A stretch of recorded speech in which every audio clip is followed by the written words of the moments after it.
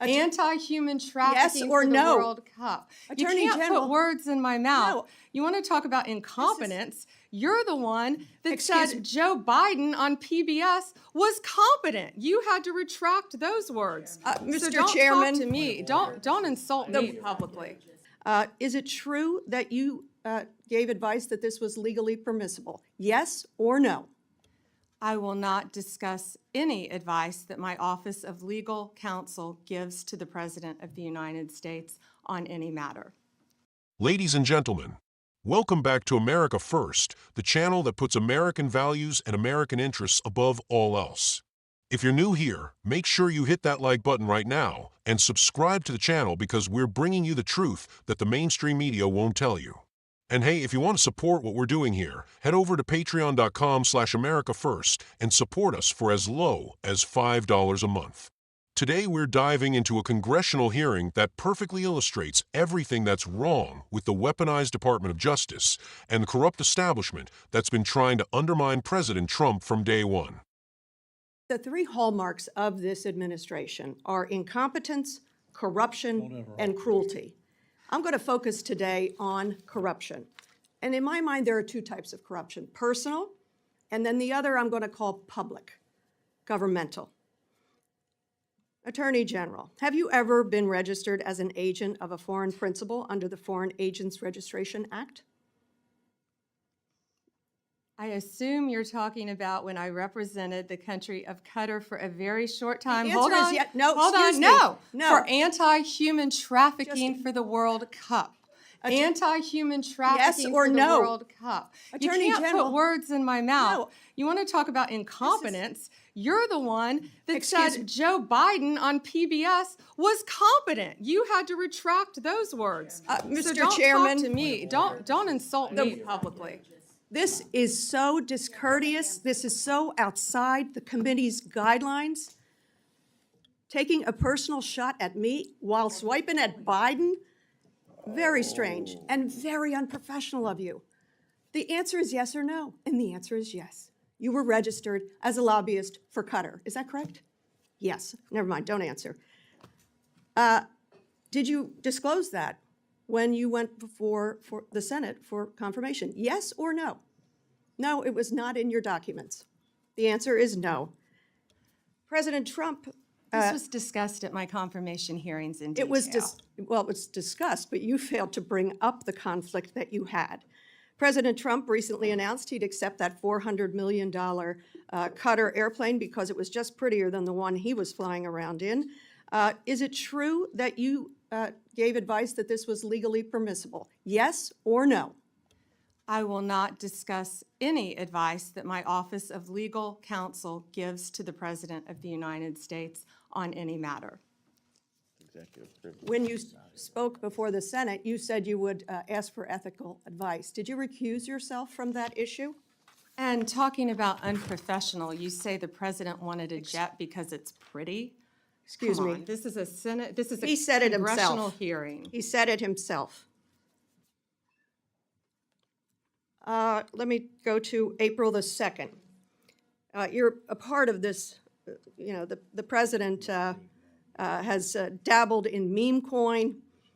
He had the DOJ, disband the National Cryptocurrency Enforcement Team. His son recently launched the Executive Branch Club, a private club with $500,000 memberships here in D.C. Any of this seem like it might be a problem, might be profiteering from the office, and maybe you and your ethics team might be concerned about these conflicts of interest, your own and the president and his family? Yes or no? Any concerns? What I would be concerned about in Pennsylvania are all the child sex cases that we've prosecuted, all the CSAM cases that we've prosecuted. Did you hear in my Pennsylvania. question? I asked what the I would witness be to concerned actually about. answer questions that are asked. Congresswoman Dean. Chairman? Please let the witness answer the question. She didn't. And I would like to ask you one more question. You're not just complicit in this, you're actively helping and profiting. Isn't it true that on April the 2nd, the same day that Trump announced his chaotic tariff regime that plummeted the stock market, you sold more than $1 million worth of your shares in Trump media stock? Trump media stock fell 13% in the following days. Seems you avoided that loss. Well done.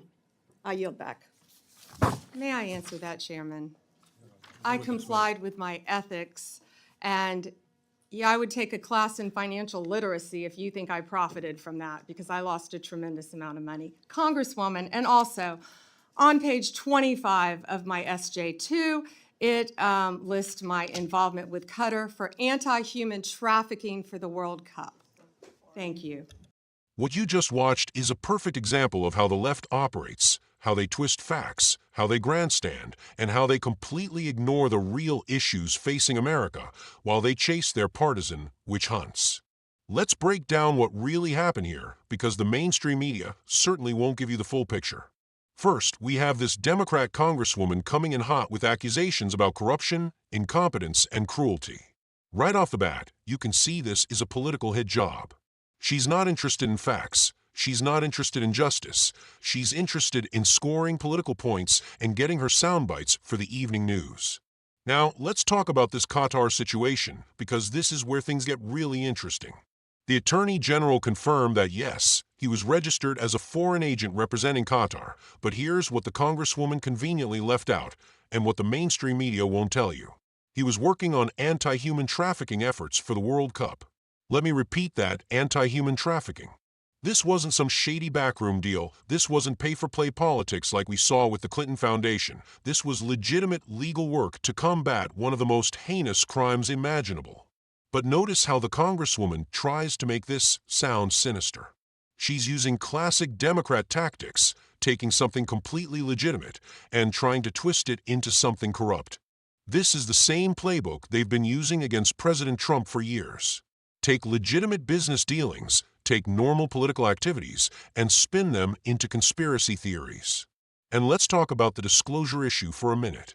The Attorney General clearly stated that this was discussed in detail during his confirmation hearings, and that was properly documented on page 25 of his disclosure forms. But the Congresswoman keeps pushing this narrative that he was trying to hide something. This is exactly what we've seen with President Trump's business dealings. Everything was legal, everything was disclosed, but the left keeps moving the goalposts and pretending like normal business activities are somehow criminal. The Qatar airplane situation is another perfect example of manufactured outrage. President Trump made a comment about an airplane being prettier, and somehow this gets twisted into some sort of corruption scandal. Give me a break. This is the same President Trump who gave up his presidential salary, who lost money while serving as president, who could have stayed in his comfortable life, but chose to serve America instead. But the left wants you to believe that he's making decisions based on pretty airplanes. And notice how, when the Attorney General appropriately refuses to discuss legal advice given to the president, the Congresswoman acts like this is some sort of cover-up. This is basic attorney-client privilege. This is how our legal system works, but she wants to make it sound like obstruction of justice. This is the same crowd that screamed about executive privilege when it came to protecting their own political interests. Now, let's get to the cryptocurrency issue, because this really shows you where the left's priorities are. They're upset about disbanding the National Cryptocurrency Enforcement Team, but what they won't tell you is that this team was being used to go after American innovation and American businesses. President Trump understands that cryptocurrency and digital assets represent the future of finance, and America needs to lead in this space, not regulate it to death like the previous administration was trying to do. The meme coin comment is just another example of the left's complete disconnect from reality. They're so focused on their hatred of Trump that they can't see the bigger picture. President Trump has always been ahead of the curve on technology and innovation. While they were still trying to figure out Twitter, he was already dominating social media. While they were skeptical of cryptocurrency, he was embracing the future of digital finance. And then we get to this private club situation with the president's son. This is perhaps the most ridiculous attack of all. We're talking about a private business venture by a private citizen. This isn't Hunter Biden getting paid millions by foreign governments while his father was vice president. This isn't selling access to the White House. This is a legitimate business operating in the free market. But somehow this is supposed to be a scandal. The stock trading accusation is where this Congresswoman really shows her true colors and her complete lack of understanding of basic economics and ethics. She's trying to make it sound like the Attorney General engaged in insider trading, but as he correctly pointed out, he actually lost money on the transaction. This wasn't some sort of get-rich-quick scheme. This was someone managing their legal investments in accordance with all applicable ethics rules. And his suggestion that she take a financial literacy class was absolutely perfect. This is exactly the kind of pushback we need to see from conservative leaders. For too long, Republicans have let Democrats make these baseless accusations without fighting back. The Attorney General showed exactly how to handle these partisan attacks with facts and a little bit of well-deserved attitude. But let's zoom out and look at the bigger picture here, because this hearing represents everything that's wrong with our current political system. We have Democrats who are more interested in political theater than actual governance. We have a media that amplifies these partisan attacks without any context or fact-checking. And we have a justice system that's been weaponized against conservatives while giving liberals a free pass. Think about what we're not talking about while this congresswoman is grandstanding about airplane preferences and cryptocurrency. We're not talking about the border crisis that's destroying American communities. We're not talking about the fentanyl epidemic that's killing American families. We're not talking about the crime wave that's making American streets unsafe. We're not talking about the economic policies that are crushing American workers. Instead, we're wasting time on these manufactured scandals designed to generate headlines and fundraising emails. This is exactly why President Trump was elected in the first place. Americans are tired of politicians who care more about political points than solving real problems. And let's be honest about what this really represents. This is the deep state and the establishment trying to maintain their power and control. They can't accept that President Trump won a decisive victory, that he has a mandate from the American people, and that he's actually following through on his promises to drain the swamp and put America first.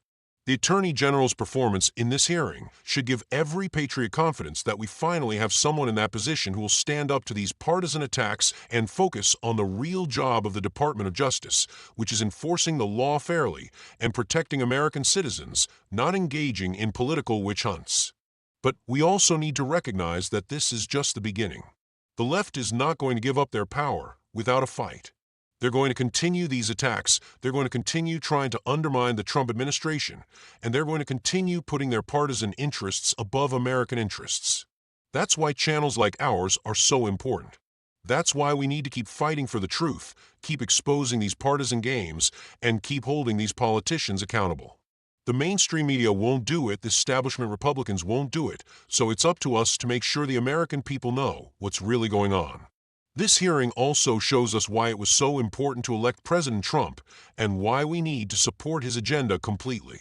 We need an Attorney General who will stand up to these partisan attacks.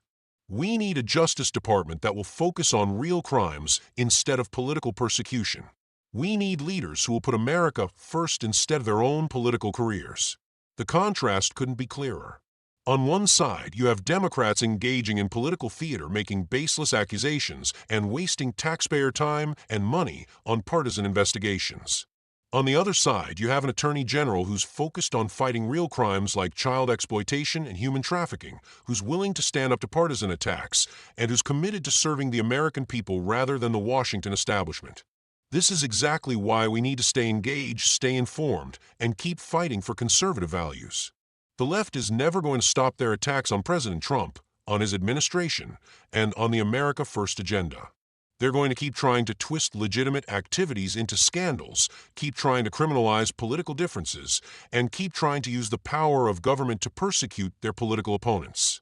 But as long as we have leaders like this Attorney General who are willing to fight back, who are willing to call out these partisan games, and who are willing to focus on the real job of governing, we can win this fight. We can restore integrity to our justice system, we can drain the swamp, and we can make America great again. So, patriots, make sure you're staying informed about what's really happening in Washington. Don't let the mainstream media spin these stories into something they're not. Don't let the left's partisan attacks distract from the real issues facing our country. And most importantly, keep supporting President Trump and his agenda, because that's the only way we're going to save America. If you found this breakdown helpful, make sure you hit that like button, subscribe to the channel, and head over to patreon.com/America First to support our work. We're going to keep bringing you the truth that the mainstream media won't tell you, and we're going to keep fighting for America first. Thanks for watching, and we'll see you in the next video.